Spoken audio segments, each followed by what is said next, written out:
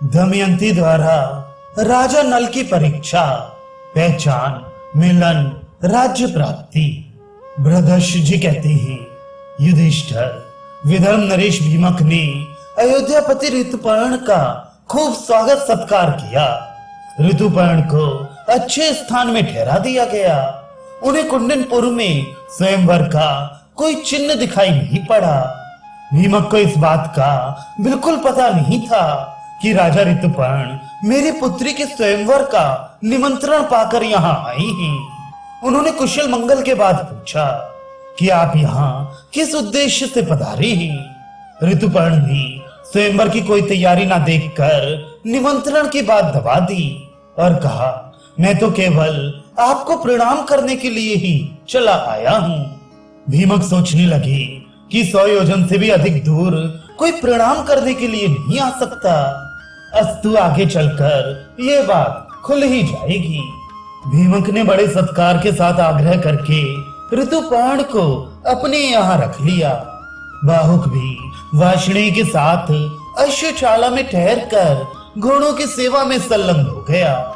दमयंती आकुल होकर सोचने लगी कि रथ की ध्वनि तो मेरे पतिदेव के रथ के ही समान जान पड़ती थी, परंतु उनके कहीं दर्शन नहीं हो रहे। हो ना हो वार्ष्णेय ने उनसे रथ विद्या सीख ली होगी, इसी कारण रथ उनका मालूम पड़ता था। संभव है ऋतुपर्ण को भी यह विद्या मालूम हो। उसने अपनी दासी को बुलाकर कहा कि केशनी, तू जा इस बात का पता लगा कि वे कुरूप पुरुष कौन है। संभव है यही हमारे पतिदेव हों। मैंने ब्राह्मणों के द्वारा जो संदेश भेजा था वही उसे बतलाना और उसका उत्तर सुनकर मुझसे कहना। केशनी ने जाकर बाहुक से बातें की। बाहुक ने राजा के आने का कारण बताया और संक्षेप में वार्ष्णेय तथा अपनी अश्व विद्या एवं भोजन बनाने की चतुरता का परिचय दिया। केशनी ने पूछा, बाहुक, राजा नल कहाँ हैं? क्या तुम जानते हो अथवा तुम्हारा साथी वार्ष्णेय जानता है? बाहुक ने कहा, केशनी, वार्ष्णेय राजा नल के बच्चों को यहाँ छोड़कर चला गया था। उसे उनके संबंध में कुछ भी मालूम नहीं है। इस समय नल का रूप बदल गया है। वे छिपकर रहते हैं। उन्हें या तो स्वयं वे ही पहचान सकते हैं या उनकी पत्नी दमयंती, क्योंकि वे अपने गुप्त चिन्हों को दूसरों के सामने प्रकट करना नहीं चाहते। केशनी, राजा नल विपत्ति में पड़ गए थे, इसी से उन्होंने अपनी पत्नी का त्याग किया। दमयंती को अपने पति पर क्रोध नहीं करना चाहिए। जिस समय वे भोजन की चिंता में थे, पक्षी उनके वस्त्र लेकर उड़ गए। उनका हृदय पीड़ा से जर्जरित था। ये ठीक है कि उन्होंने अपनी पत्नी के साथ उचित व्यवहार नहीं किया, फिर भी दमयंती को उनकी दुर्वस्था पर विचार करके क्रोध नहीं करना चाहिए। ये कहते नल का हृदय खिन्न हो गया। आंखों में आंसू आ गए। वे रोने लगे। केशनी ने दमयंती के पास आकर वहां की सब बातचीत और उनका रोना भी बतलाया। अब दमयंती की आशंका और भी दृढ़ होने लगी कि यही राजा नल हैं। उसने दासी से कहा कि केशनी, तुम फिर बाहुक के पास जाओ और उसके पास बिना कुछ बोले खड़ी रहो। उसकी चेष्टाओं पर ध्यान दो। वह आग मांगे तो मत देना, जल मांगे तो देर कर देना। उसका एक एक चरित्र मुझे आकर बताओ। केशनी फिर बाहुक के पास गई और वहां उसके देवताओं और मनुष्यों के समान बहुत से चरित्र देखकर लौट आई और दमयंती से कहने लगी, राजकुमारी, बाहुक ने तो जल, थल और अग्नि पर सब तरह से विजय प्राप्त कर ली है। मैंने आज तक ऐसा पुरुष न कहीं देखा है और न सुना ही है। यदि कहीं नीचा द्वार आ जाता है तो वह झुकता नहीं, उसे देखकर द्वार ही ऊंचा हो जाता है। वह बिना झुके ही चला जाता है। छोटे से छोटा छेद भी उसके लिए गुफा बन जाता है। वहां जल के लिए जो घड़े रखे थे वे उसकी दृष्टि पड़ते ही जल से भर गए। उसने फूस का कूला लाकर सूर्य की ओर किया और वह जलने लगा। इसके अतिरिक्त वह अग्नि का स्पर्श करके भी जलता नहीं है। पानी उसकी इच्छा अनुसार बहता है। वह जब अपने हाथ से फूलों को मसलने लगता है तब वे कुमलाते नहीं और प्रफुल्लित तथा सुगंधित दिखते हैं। इन अद्भुत लक्षणों को देखकर मैं तो भौचक्की सी रह गई और बड़ी शीघ्रता से तुम्हारे पास चली आई। दमयंती बाहुक के कर्म और चेष्टाओं को सुनकर निश्चित रूप से जान गई कि अवश्य ही मेरे पतिदेव हैं। उसने केशिनी के साथ अपने दोनों बच्चों को नल के पास भेज दिया। बाहुक इंद्रसेना और इंद्रसेन को पहचान कर उनके पास आ गया और दोनों बालकों को छाती से लगाकर गोद में बिठा लिया। बाहुक अपनी संतानों से मिलकर घबरा गया और रोने लगा। उसके मुख पर पिता के समान स्नेह के भाव प्रकट होने लगे। तदनंतर बाहुक ने दोनों बच्चे केशिनी को दे दिए और कहा, ये बच्चे मेरे दोनों बच्चों के समान ही हैं, इसलिए मैं इन्हें देखकर रो पड़ा। केशिनी, तुम बार बार मेरे पास आती हो, लोग न जाने क्या सोचने लगेंगे, इसलिए यहाँ मेरे पास बार बार आना उत्तम नहीं है, तुम जाओ। केशिनी ने दमयंती के पास आकर वहां की सारी बातें कह दी। अब दमयंती ने केशिनी को अपनी माता के पास भेजा और कहलाया कि माता जी, मैंने राजा नल समझकर बार बार बाहुक की परीक्षा करवाई है। अब मुझे केवल उसके रूप के संबंध में ही संदेह रह गया है। अब मैं स्वयं उसकी परीक्षा करना चाहती हूँ, इसलिए आप बाहुक को मेरे महल में आने की आज्ञा दे दीजिए अथवा उसके पास ही जाने की आज्ञा दे दीजिए। आपकी इच्छा हो तो ये बात पिताजी को बतला दीजिए अथवा मत बतलाइए। रानी ने अपने पति भीमक से अनुमति ली और बाहुक को रनिवास में बुलवाने की आज्ञा दे दी। बाहुक बुला लिया गया। दमयंती के देखते ही नल का हृदय एक साथ ही शोक और दुख से भर आया। वे आंसुओं से बहा गए। बाहुक की आकुलता देखकर दमयंती भी शोकग्रस्त हो गई। उस समय दमयंती गेरुआ वस्त्र पहने हुई थी, केशों की जटा बंध गई थी, शरीर मलिन था। दमयंती ने कहा, बाहुक, पहले एक धर्मज्ञ पुरुष अपनी पत्नी को वन में सोती छोड़कर चला गया था, क्या कहीं तुमने उसे देखा है? उस समय वह स्त्री थकी मांदी थी, नींद से अचेत थी। ऐसी निरपराध स्त्री को पुण्य श्लोक निषद नरेश के सिवा और कौन पुरुष निर्जन वन में छोड़ सकता है? मैंने जीवन भर में जानबूझकर उनका कोई भी अपराध नहीं किया है, फिर भी वे मुझे वन में सोती छोड़कर चले गए। इतना कहते कहते दमयंती के नेत्रों से आंसुओं की झड़ी लग गई। दमयंती के विशाल, सांवले एवं रत्नारी नेत्रों से आंसू टपकते देखकर नल से रहा ना गया। वे कहने लगे, प्रिय, मैंने जानबूझकर ना तो राज्य का नाश किया है और ना तुम्हें त्यागा है। ये तो कलयुग की करतूत है। मैं जानता हूँ कि जब से तुम मुझसे बिछड़ी हो तब से रात दिन मेरा ही स्मरण चिंतन करती रहती हो। कलयुग मेरे शरीर में रहकर तुम्हारे श्राप के कारण जलता रहता था। मैंने उद्योग और तपस्या के बल से उस पर विजय पा ली है और अब हमारे दुख का अंत आ गया है। कलयुग अब मुझे छोड़कर चला गया है। मैं एकमात्र तुम्हारे लिए ही यहाँ आया हूँ। ये तो बतलाओ कि तुम मेरे जैसे प्रेमी और अनुकूल पति को छोड़कर जिस प्रकार दूसरे पति से विवाह करने के लिए तैयार हुई हो, क्या कोई दूसरी स्त्री ऐसा कर सकती है? तुम्हारे स्वयंवर का समाचार सुनकर ही तो राजा ऋतुपर्ण बड़ी शीघ्रता के साथ यहाँ आई हैं। दमयंती ये सुनकर भय के मारे थर थर कांपने लगी। दमयंती ने हाथ जोड़कर कहा, आर्यपुत्र, मुझ पर दोष लगाना उचित नहीं है। आप जानते हैं मैंने अपने सामने प्रकट देवताओं को छोड़कर आपको वरण किया है। मैंने आपको ढूंढने के लिए बहुत से ब्राह्मणों को भेजा था और वे मेरी कही बात दोहराते हुए चारों ओर घूम रहे थे। प्रणाद नामक ब्राह्मण अयोध्यापुरी में आपके पास भी पहुंचा था। उसने आपको मेरी बातें सुनाई थी। और आपने उनका यथोचित उत्तर भी दिया था। ये समाचार सुनकर मैंने आपको बुलाने के लिए ही यह युक्ति की थी। मैं जानती हूँ कि आपके अतिरिक्त दूसरा कोई मनुष्य नहीं है जो एक दिन में घोड़ों के रथ से 100 योजन पहुंच जाए।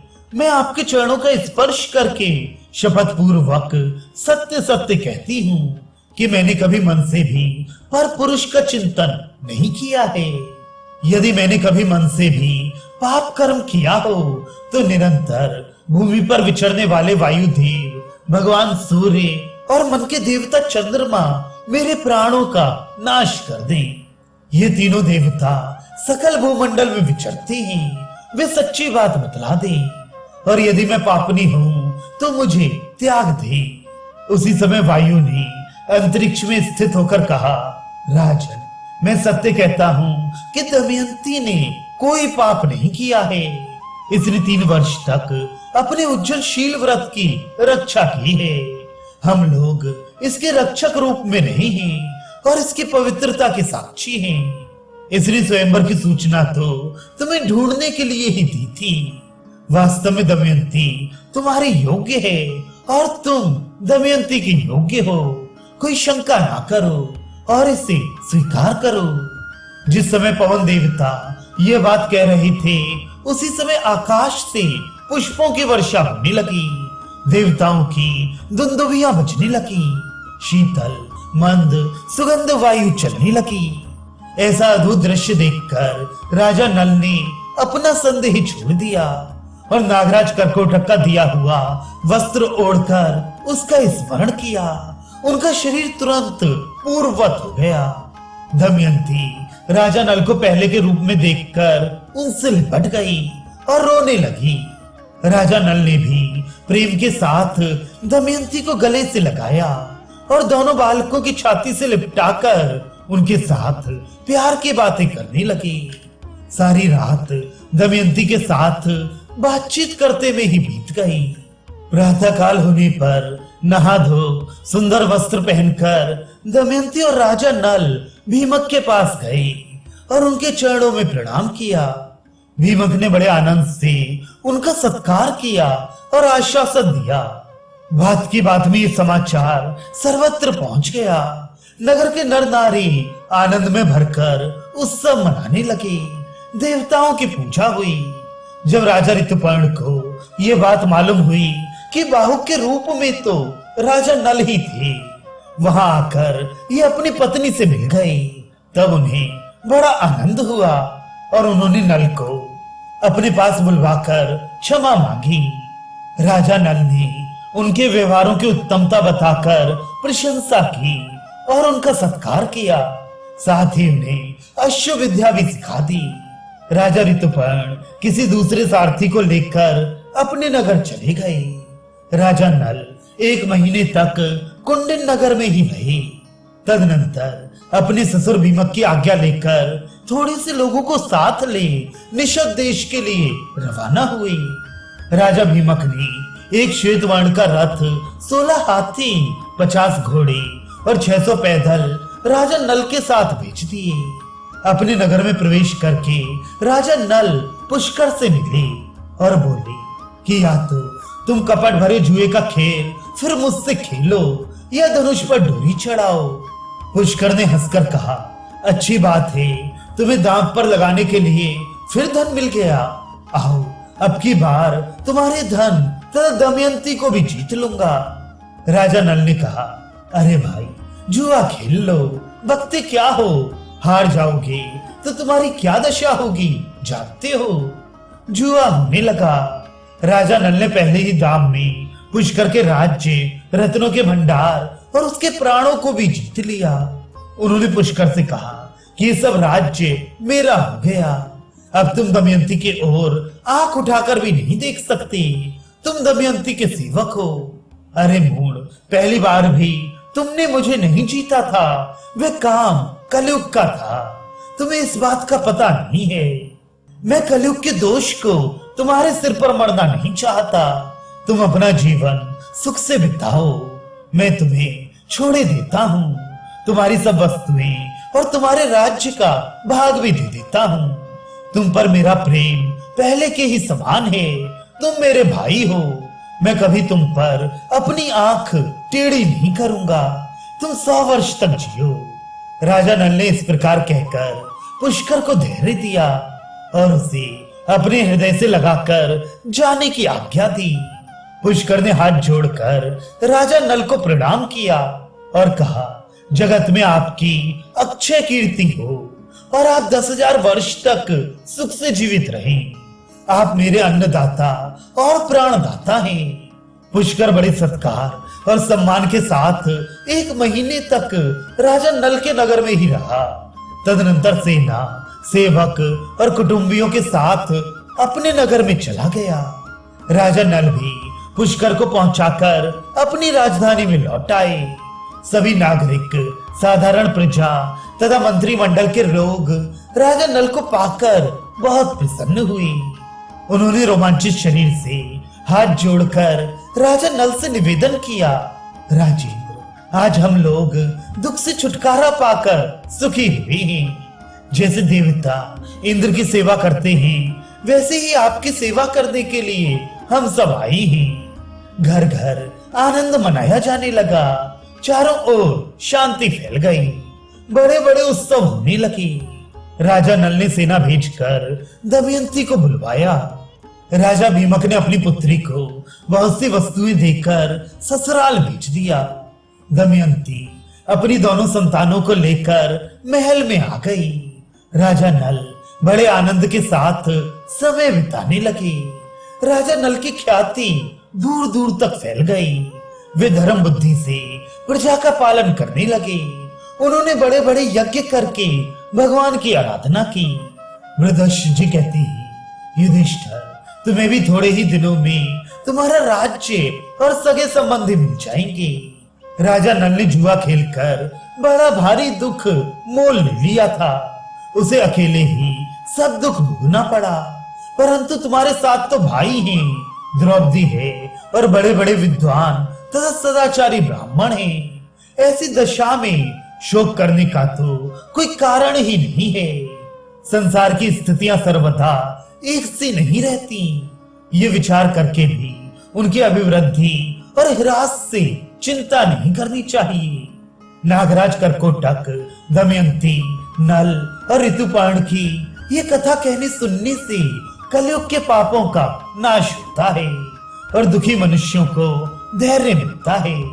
वैशंपायन जी कहती है, जन्मेजय, फिर महर्षि बृहदर्षि के प्रेरित करने पर धर्मराज युधिष्ठिर की प्रार्थना से वे उनके पासों की वशीकरण विद्या और अश्वविद्या सिखलाकर स्नान करने के लिए चले गए। उनके जाने पर धर्मराज युधिष्ठिर ऋषि मुनियों से अर्जुन की तपस्या के संबंध में बातचीत करने लगे।